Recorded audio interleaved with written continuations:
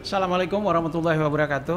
Sang kandidat malam ini kembali lagi. Saat ini kami bersama dengan Bu Suryani lagi, Bu, ya. Yang kedua. Yang kedua. Jadi nanti nggak ada yang ketiga berarti. Cukup dua. Beliau adalah Wakil Gubernur Provinsi Kepulauan Riau, calon insya Allah, bersama dengan Bapak Isdianto. Bu Suryani, apa Bang? Ibu kan sudah menjalani kampanye nih lumayan lebih kurang 2 bulan ya. Iya. Capek Bu ya? Capek. Keliling kemana-mana. Ibu udah kemana aja? Ke seluruh Kepulauan Riau lah kecuali Natuna Anambas belum. Oh, Natuna Anambas belum. Kontak Cawagup ya. Iya. Tapi kalau dalam tugas tentu sudah, Bu. Sudah. Berarti ada 2 kabupaten lagi yang Ibu belum datang. 2 lagi, Bu, ya. Dalam konteks dalam konteks pencalonan Wagub. Ada rencana ke sana, Bu, ya? Ada rencana, tapi melihat jadwal ini gimana nih? Kan nggak bisa sehari 2 hari ya di sana. Kalau di sana ya paling tidak 3 hari lah, Bu. Makanya. Karena perjalanannya juga cukup panjang. Nah, sekarang dalam Ibu sudah berkeliling. Bagusnya ke sana nggak ya? Ya ke sana lah, Bu. Kesana Tentu kan ya. masyarakat juga mau Ibu ke sana.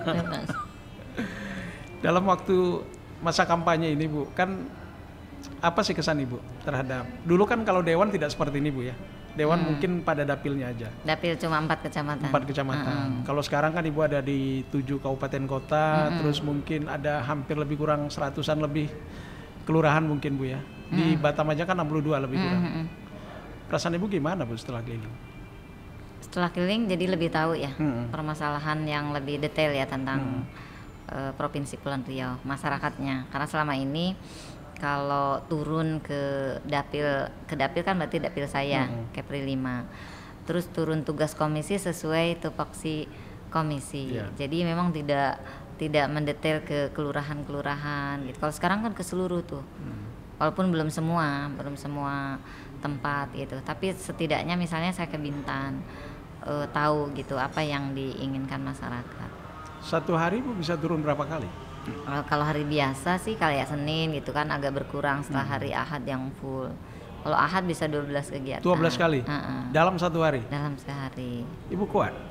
Alhamdulillah, ada yang maha kuat. Postur Itu jadwalnya nggak insani ya. Jadwalnya nggak insani gitu, nggak manusiawi. Nggak manusiawi 12 kali pertemuan itu Itu juga banyak jadwal-jadwal yang udah dicoba ditolak gitu karena gitu. memang mengukur kemampuan kita kan. Tentu kan mereka kecewa itu, Bu. Ya kita jadwalin lagi. Oh, dijadwalkan ulang. Soalnya kadang banyak yang pengen weekend. Oh, Sabtu Minggu, Bu, ya? Jumat Sabtu Minggu. Jumat Sabtu Minggu. Di saat orang tidak bekerja. Apa sih yang disampaikan oleh masyarakat kepada Ibu? Ya terutama sekarang ya, permasalahan sekarang yang paling terdampak COVID. Di samping permasalahan yang krusial yang terkait daerahnya masing-masing. Kalau yang terdampak COVID, lapangan pekerjaan gitu ya, dukungan usaha kecil mereka, kemudian ya akses BPJS sih bagi mereka yang nggak punya akses kesehatan. Terus pendidikan daring yang udah bikin emak-emak darah tinggi gitu. Nah itu juga pengen kapan tatap muka. Tapi kan pandemi juga sebenarnya kan mengajarkan orang, Bu, bahwa menjadi guru itu sulit. Iya. Iya kan, karena kondisi ibu-ibu awal-awal itu bukan banyak yang darting juga tuh. Iya. Ada yang ribut pagi-pagi kan.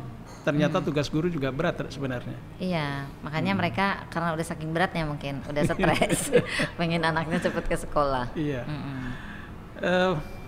Ibu 4 periode lebih kurang, Bu, menjadi anggota dewan. Iya, kan Ada hal yang menarik sebenarnya yang saya lihat. Tapi saya percaya rasanya enggak gitu, mau nggak percaya nanti faktanya begitu ya. Jangan percaya. Katanya Ibu masih tinggal di rumah tipe 36. Iya. Benar itu, Bu? Rumah tipe 36. 3645 ya, lupa saya malah 36. Saya dapat kayaknya. informasinya 36. Artinya seorang anggota dewan hampir 4 periode menjabat dan sampai sekarang masih tinggal di rumah tipe 36. perumahan dengan tipe 36. Aneh ya? Bukan aneh, saya nggak percaya. Nggak percaya. Udah datang aja ke rumah. Iya. Dan laporan LHKPN Ibu pun bagi saya bermasalah. Kenapa? Laporan Ibu 160 juta, Dan di situ ada hutang lebih kurang. Itu yang pertama salah bikin laporan. Salah bikin. Yang benarnya? Udah diperbaiki. Berarti harta ibu berapa? Berapa berdasarkan LHKPN? 400-an kalau nggak salah. 400-an. Kayaknya sih. Kayaknya. Dikurang hutang? Nggak ada hutang. Nggak ada hutang. Udah dibayar. Karena kalau saya lihat Bu ya, saya tadi coba searching gitu Bu ya, harta calon anggota dewan. Paling nggak ada saya. Ibu yang paling miskin. Iya. Pak Isdianto itu 6,7 miliar. Selanjutnya Bu Suryani, tapi kan ibu tuh tadi sudah perbaiki ya. Artinya nilainya lebih kurang 400 ya LHKPN. Saya hasil perbaikan teman-teman saya malah nggak lihat lagi. Sekitar hampir 400. Saya karena nggak mikirin itu. Dan saya mau lihat calon yang lain soalnya. Ya saya paling kecil lah. Tapi kayaknya pasangan Insan ini yang paling miskin. Berarti masih manusia. Masih manusia. Iya.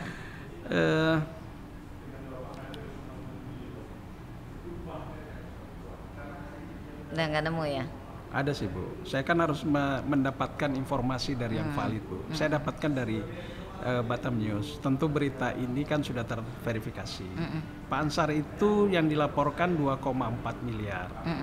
Selanjutnya Bu Marlin itu dilaporkan total harga kekayaan 51 miliar Bu. Wih, banyak ya. Banyak. Mantap. Selanjutnya Pak Iman.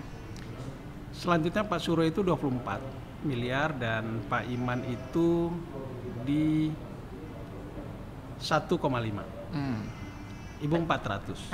Paling miskin. Paling miskin. Gak apa-apa. Gak apa-apa Bu ya. Bagaimana cara Ibu membiayai kampanye Ibu? Ada partai. Ada partai. Jadi sejak awal memang ketika saya dimajukan oleh partai di belakang gitu. Maksudnya pokoknya segala keperluan untuk disiapkan oleh partai. Semuanya disiapkan oleh partai. Dan katanya juga ada Galibu Bu ya? Ada. Gerakan itu memang setiap event pemilu di PKS selalu ada. Gerakan 50.000 dari kader. Untuk membantu kader PKS yang berjuang. Pas pencalegan juga ada. Kalau dari masyarakat umum? Dibuka, cuma kemarin masih gimana nanti pertanggungjawaban untuk ke masyarakatnya. Ke masyarakatnya, karena kan sebenarnya banyak masyarakat yang mau bantu. Cuma kan bagaimana pertanggungjawaban untuk akuntabilitasnya. Dengan kondisi Ibu sekarang dengan rumah tipe 36 dengan harta seperti itu, harta ini kan juga termasuk juga harta suami Ibu ya? Bareng ya. Artinya suami Ibu bekerja dan Ibu menjadi anggota dewan, LHKPN Ibu lebih kurang 400. Ya, karena semua bahkan rata-rata atas nama suami memang. Oh, atas nama suami. Jadi Bu agak sedikit berbeda karena yang lain banyaknya Bu mintanya nama istri soalnya. Rumah nama istri, mobil nama istri. Ibu agak berbeda mungkin. Istri Bang Bur kayaknya. Nah sekarang selama Ibu menjabat nih dengan kondisi seperti itu, Ibu memang nggak sempat mengumpulkan harta gitu? Atau bagaimana Ibu melihat memandang posisi Ibu sebagai anggota dewan yang hampir 4 periode? Biasa aja. Karena pertama saya memang jadi anggota dewan, saya berpikir saya bisa lebih banyak manfaatnya untuk masyarakat. Gitu. Jadi sesimpel itu bagi saya. Jadi tidak berpikir sekarang untuk menumpuk kekayaan pribadi. Nggak ada. Lebih pada ini amanah. Dan Ibu menjalankan amanah itu sehingga secara pribadi Ibu jauh dari kata bahwa Ibu orang yang the have atau yang mempunyai uang. Dan sekarang Ibu mencalonkan diri sebagai wakil gubernur. Artinya pada saat Ibu menjadi wakil gubernur insya Allah polanya akan sama. Artinya Ibu akan mengabdi, tidak mengumpulkan harta. Apa seperti itu? Ya itu sama, karena memang saya dari awal didoktrinnya seperti itu. Yang saya pahami bahwa ketika kita diamanahkan apapun, bahkan mungkin kalau belajar dari pendahulu-pendahulu gitu ya, yang kalau kita baca sirah gitu kan, bahkan banyak yang lebih miskin lah, tanda petik lah miskin. Ya, maksudnya miskin harta Bu, kalau hati kan tidak. Kalau saya berpikirnya apa sih yang mau kita tinggalkan gitu ya. Dalam konteks kita misalnya sekarang diamanahkan apapun kan pasti ada akhirnya. Nah kita dengan amanah yang seperti itu kalau bagi saya justru bagaimana kita menyiapkan rekening kebaikan kita dengan amanah yang diberikan kepada kita sekarang. Nah kalau konteks menumpuk harta toh nanti juga kita pergi, kita tinggalkan. Tapi kalau dalam konteks yang lebih besar gitu, tentu visinya besar. Bagaimana keberadaan saya dengan amanah ini bisa menjadi jalan saya untuk bertemu Rasulullah gitu ya, untuk seperti itu. Karena memang ada yang bilang bahwa dunia ini lebih penting dari hari akhirat. Dan Ya, saya Pak. percaya itu, Bu. Karena di dunia inilah kita mengumpulkan pahala untuk bekal ke akhirat. Karena akhirat kan kita udah nggak bisa ngapa-ngapain, Bu. Ya, bukan berarti lebih penting. Jadi salah itu, Bu ya. Enggak salah. Kan kalau saya memahami ya, sekarang hidup kita di dunia berarti menyiapkan bekal ke akhirat, yang benar begitu. Tapi bukan berarti dunia lebih penting. Dari akhirat. Kita harus seimbang. Hanya kan panennya kita menanamnya kan di dunia, Bu. Ya memang, nanti di akhirat panen. Panennya. Nah, sekarang Ibu sedang mencoba itu. Tapi kan bukan berarti harus numpuk-numpuk harta kan. Oke.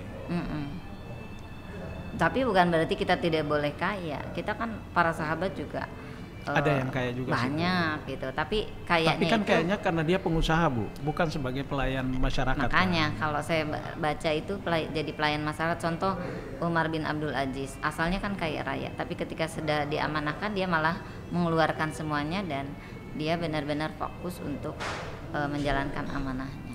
Jadi kalau ada pemimpin Mm-mm. yang diberikan amanah untuk menjadi pemimpin, Terus kayak Terus ya nggak kaya. apa-apa, nggak apa-apa itu. ya nggak apa-apa ya pilihannya. Dan Ibu tidak akan menjalani itu. Artinya Maksudnya? tidak akan dijalani itu.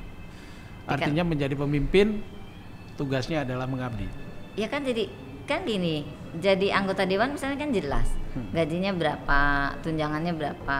Apalagi kami kayak saya kan di PKS, mungkin beda ya dengan partai lain yang mungkin ada potongan bulanan untuk partai yang mungkin sangat berbeda lah dengan partai lain gitu.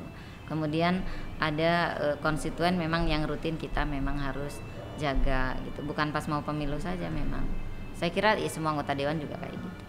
Ya, untuk uang setoran lah setoran dalam petik, Bu, karena kan partai Iuran, juga kalau lah. kami namanya iuran wajib anggota dewan. Nilainya nggak usah saya tanya lah, Bu. Nggak usah, pasti udah tahu. Iya, dan Paling tinggal nanya. dan nilainya memang perlu pengorbanan, Bu. Iya. Nilainya. Tapi itulah sebuah apa namanya ya. Kayaknya tahu, dulu juga pernah nanya-nanya. Nah, sekarang setelah Ibu berkampanye dengan kondisi Ibu sekarang dengan penuh kesederhanaan, orang melihat Bu Suriani ini orang yang sangat sederhana. Orang mengenal Ibu dengan ya posturnya seperti inilah, apa adanya. Dan Ya terus mau apa? Mau dibuat-buat? nggak bisa dibuat-buat, Bu ya. Kan banyak orang pada saat mau mencalonkan diri, Bu, dia kan memoles diri. Bajunya baru, jilbabnya baru, kendaraannya baru. Ini udah lama nih. Kalau mau nyumbang boleh. Supaya ada penampakan wah gitu, Bu, pada saat berkampanye. Mungkin bagi sebagian orang seperti itu, tapi saya yakin kita harus punya prinsip, ya kita harus punya jati diri sendiri gitu. Bagi saya itu bukan yang prinsip. Dan itu bukan Suriani. Bukan Suryani. Jadi saya kalau dipoles-poles, aduh saya bilang bukan saya dah, gitu. Karena saya dipaksain pun nggak bisa. Misalkan suka disuruh pakai jilbab aneh-aneh gitu. Maksudnya aneh-aneh itu yang bukan saya nggak bisa. Gitu. Saya tipenya bukan tipe yang apa ya. Ya udahlah nggak usah ditanya lah. Iya. Bang Bur tahu sendiri lah. Dan Ibu mau ngapain menjadi wakil gubernur ini? Cita-cita Ibu terhadap Kepri ini apa sih, Bu? Karena menjadi seorang pemimpin, Bu, agak berbahaya kalau pertama tidak ada pengalaman. Kedua, dia tidak punya visi besar terhadap Kepulauan Riau. Rakyat akan menjadi korban. Dari sisi pengalaman, Ibu sudah hampir 4 periode di legislatif. Artinya Ibu memahami bagaimana proses pemerintahan berjalan, bagaimana pengawasan. Ibu tahu bagaimana lembaga pemerintah itu diawasi karena Ibu bertugas dulu di situ.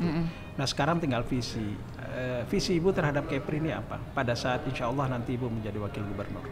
Kalau saya melihat begini, kalau visi insani kan sudah ada ya. Artinya mungkin perlu disampaikan, Bu, secara lugas kepada masyarakat dan singkat. Oke. Karena membaca visi Ibu capek saya, Bu. Visinya sih nggak capek, mungkin misi yang banyak. Iya.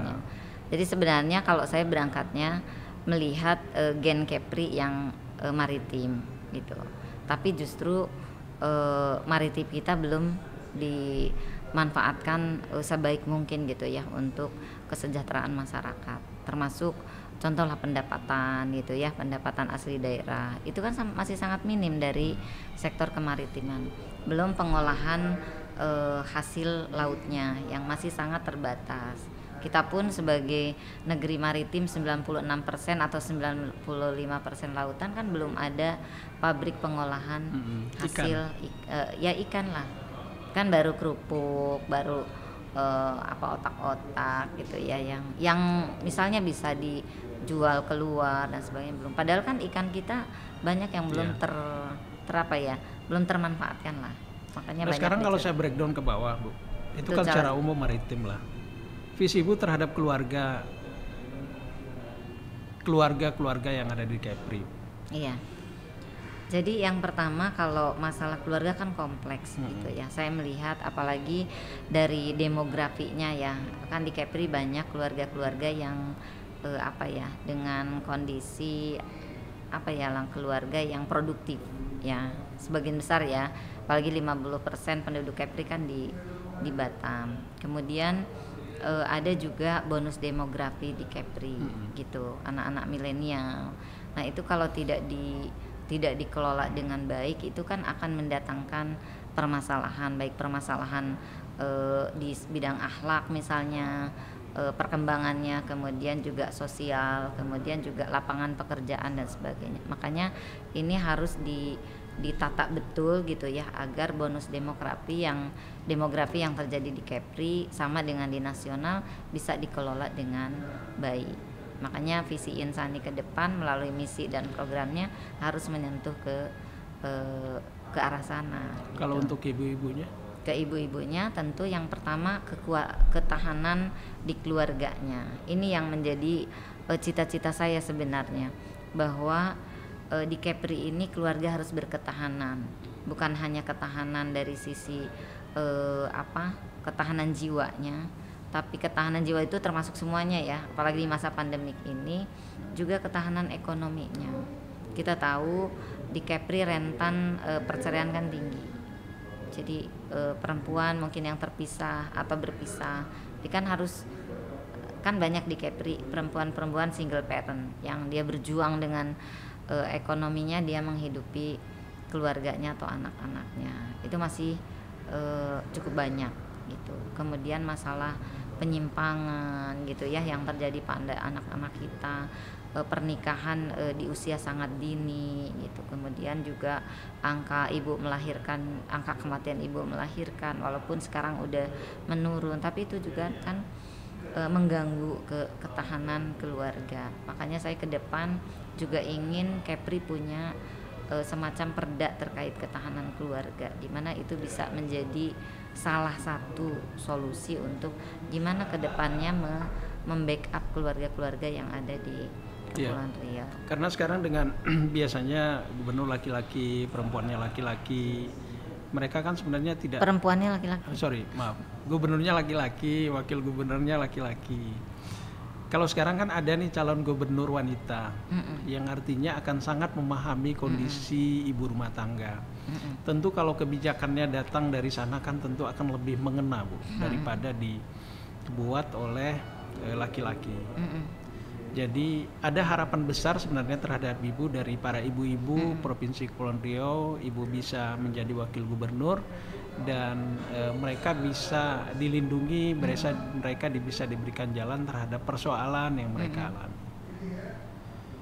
Dan ibu akan melakukan itu. Sudah saya lakukan. Ibu sudah. Selama di DPRD banyak kita tergantung segmennya ya. Kalau ibu-ibu rumah tangga ya bagaimana penguatan dia peran sebagai istri dan ibu.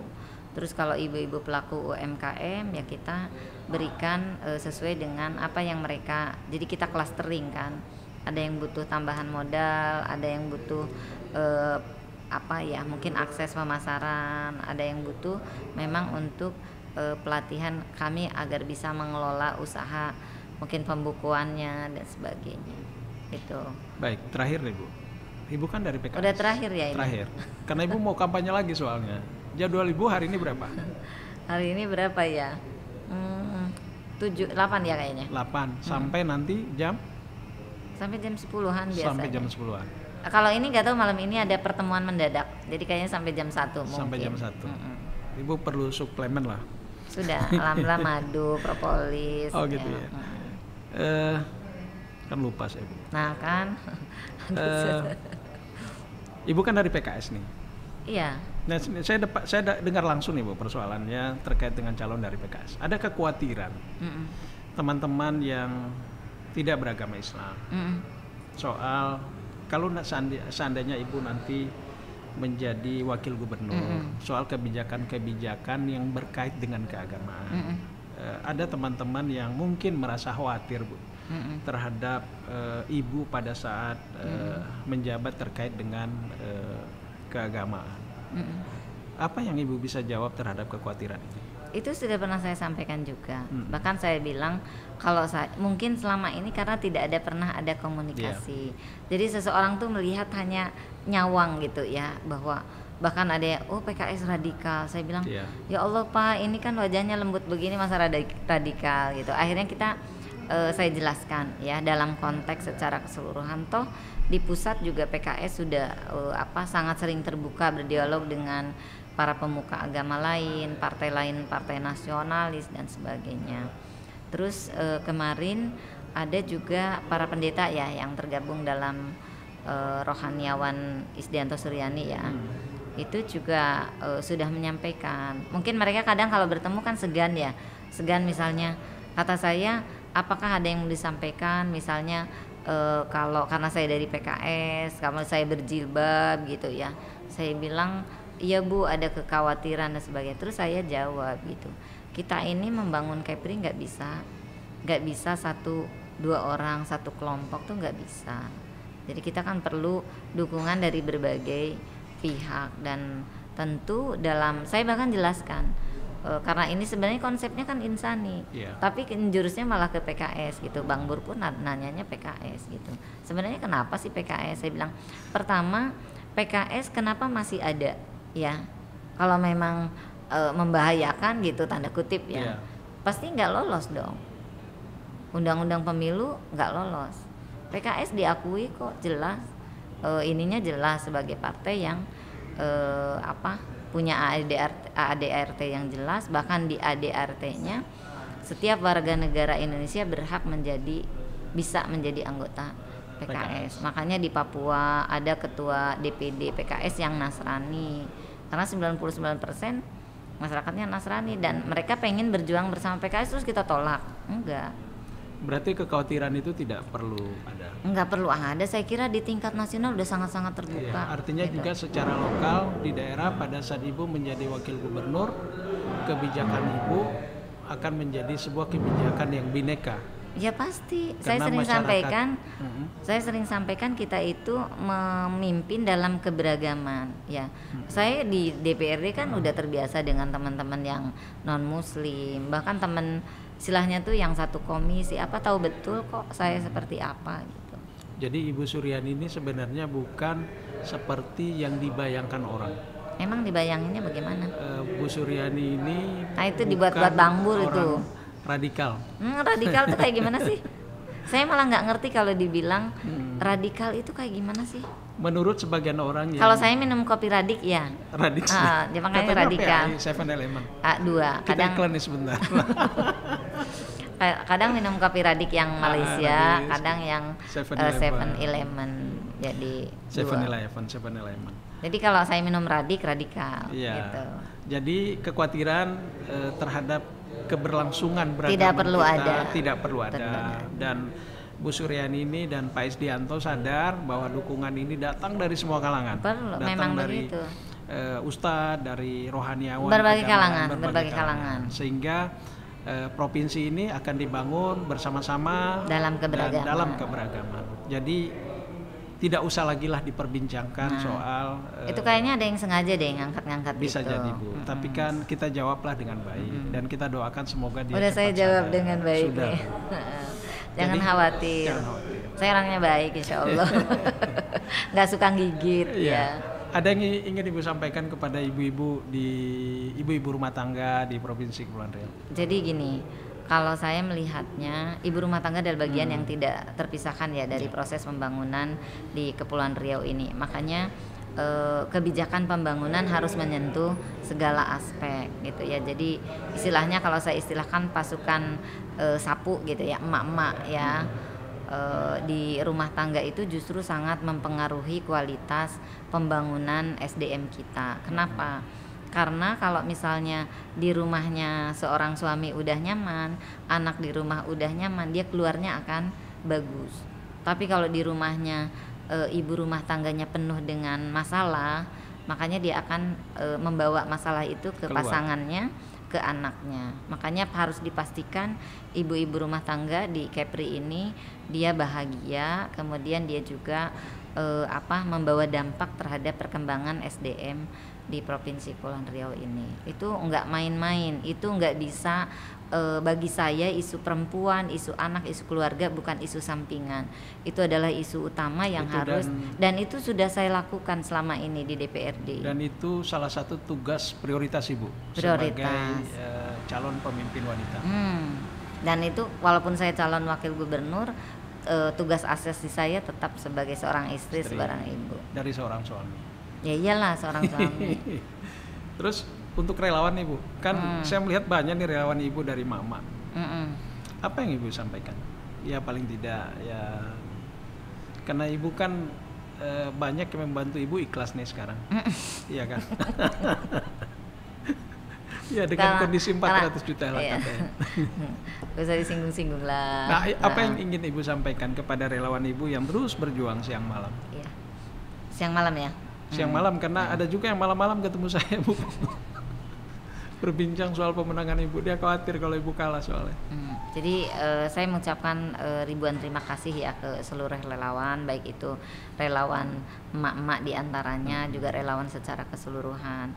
Pasti mereka tujuannya juga yang pertama ingin mendukung Insani bukan karena ada hal-hal lain. Kebanyakan memang tulus ikhlas karena ingin mendukung pasangan Isdianto Suryani. Dan saya selalu sampaikan bahwa relawan ini saya tidak bisa membayar relawan dalam konteks terlalu rendah kayaknya kalau dibayar dalam konteks seperti itu, karena perjuangannya luar biasa. Dan saya selalu ingatkan juga relawan bukan tim hore gitu ya, yang hanya aktif di grup WA tapi di lapangan seperti apa. Makanya saya bilang buktikan dengan terus menyapa masyarakat, memastikan masyarakat masing-masing ya. Kalau saya lebih seneng kalau misalnya ada relawan, Bu saya bawa 10 suara 20 suara tapi fix gitu, daripada Bu yang 10.000 tapi entah iya entah enggak gitu ya.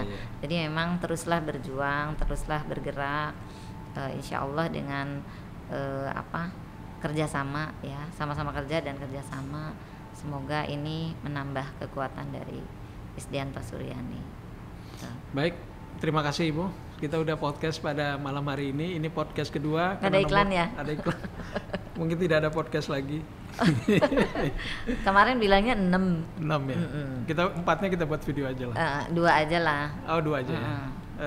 Baik Bu, terima kasih. Dan untuk masyarakat Kepulauan Riau, inilah calon pemimpin Anda, seorang wanita dengan penuh kesederhanaan dan bertugas dengan penuh tanggung jawab, tanpa berpikir bagaimana mendapatkan rumah tipe 120. Nanti dapat istana di surga insya Allah. Insya Allah. Baik, jangan lupa tinggal 9 Desember Bu ya, kita akan ke TPS untuk menentukan pemimpin kita. Anak ayam turun 9. Anak ayam turun 9. Dipilih 7 tinggal 2. Dipilih 7 tinggal 2. Ingat-ingat tanggal 9. Ingat-ingat tanggal 9. Pilih Insani nomor 2. Pilih Insani nomor 2. Itu dari Bu Suryani. Dari Bang Bur. Baik, sampai ketemu di lain kesempatan dan tetap semangat, tetap sehat, jaga kesehatan di tengah pandemi COVID-19 ini. Dan kita berharap semuanya diberikan kemudahan dan Ibu diberikan kesehatan untuk terus bekerja karena membutuhkan tenaga yang ekstra Bu dalam masa kampanye ini. Sampai di sini, Assalamualaikum warahmatullahi wabarakatuh.